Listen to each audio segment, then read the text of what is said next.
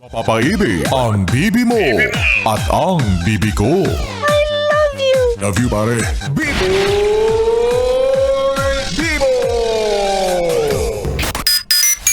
Don't know what to say talaga kapag nahuli ka ng boss mo sa trabaho na nagsisyesta ka. Hoy! Tapos naman na kasi yung break ninyo. Bakit naman pahila-hilata pa rin? Talaga nga namang masisita ka niyan. O, anong gagawin kapag nasita ng boss? Anong gagawin at sasabihin kapag napuna sa maling ginagawa? Boss, magre-resign na lang po ako. Grabe naman. Grabe naman yung napili mong option. Nahuli ka lang naman. Ito wala naman masyadong masama sa pagsisyesta sa oras ng trabaho. Pero masama pa rin yun. Pero grabe naman. Talaga bang pagre-resign ng solusyon? Ikaw ha, kilala kita. Alam kong nire-reverse psychology mo lang yung boss mo. Diba? Para sabihin niya, ay hindi. Huwag kang naalis. Huwag kang magre-resign. Ano ka ba? Wala namang masama sa ginagawa mo. Nagpapahinga ka lang naman niya. Ay, normal naman yan sa isang tao. Napapagod tayo. Lalo na sa bigat ng mga trabaho. Kaya sige na, ituloy mo lang yung pag-siesta mo. O diba ang ending, sa'yo pa rin pabor. Ay nako, yes friend, kapiling mo na ako, DJ B-Boy Bibo. Ngayong oras ng alas 9 sa gabing ito, gabi ng Miyerkules. Oo, napakabilis ng araw, no? Ngayon ay nasa ano na ba tayo? January 14! Diba? Halos kalahati na natin ang buwan ng Enero. Diba? Kaya naman hi hello sa mga yes friend natin na walang habas.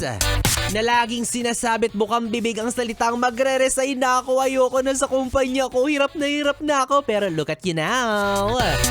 Now on its second week.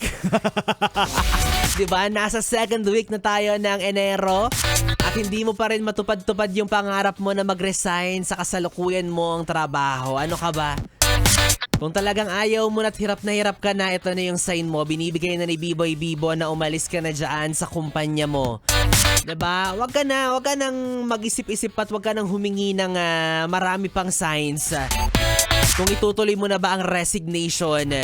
Diba? Sapat ng dahilan na yung hindi ka na masyadong masaya. Sapat ng dahilan na yung nauumay ka na sa mga katrabaho mo na makita sila.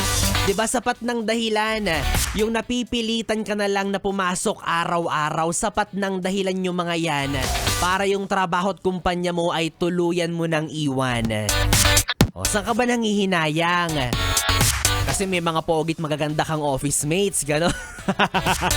Iniisip mo na baka pag lumipat ka ng trabaho, tsaka na yung mga makikita mo araw-araw. O at least, di ba? Malay mo naman, kahit na tsaka yung mga nakapaligid sa'yo sa bago mong trabaho, at least, malay mo nandun yung peace of mind mo. Ano bang pipiliin mo? Yung busog yung mga mata mo o maayos yung mental health mo? Pili ka, di ba? Kesa naman maganda't gwapo nga yung mga kasama mo sa trabaho, puro sakit naman sa ulo. E di syempre doon ka na sa trabahong kahit papano ikaw ay magkakaroon ng pakiramdam kung saan ikaw ay magiging ganado. Lalo na kapag katrabaho mo si B-Boy Bibo. Buhat na naman si Self na para bang perfect siyang employee. Ay nakawala, anyways mga yes friend, tama ang narinig nyo, kapiling nyo na po ang bibig nyo sa radyo, ang DJ na mabilis bumayo, ang dila sa mikropono. Ako po si DJ B-Boy Bibo na pwede mong makatabi hanggang mamayang alas 12 para sa ating BB Time. Kaya naman dito ka lang sa istasyong no problem, ang 101.1 Yes FM. Solid. Oras natin 9:36.